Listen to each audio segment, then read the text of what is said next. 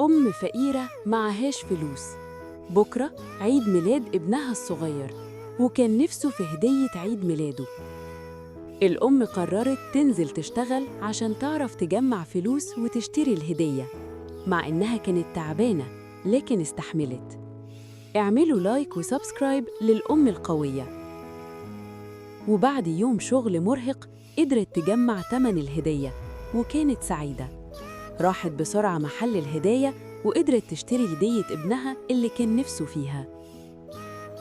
ولما روحت سابت الهدية جنبه وهو نايم، ودخلت تنام من التعب.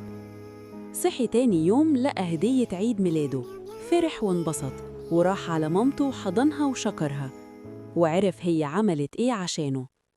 قرر يشتغل ويعوض مامته عن التعب اللي شافته عشانه، مع إنه صغير بس قدر.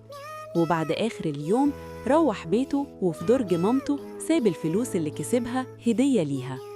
وأما مامته شافت فلوس في الدرج اتأكدت إن ابنها حس بيها.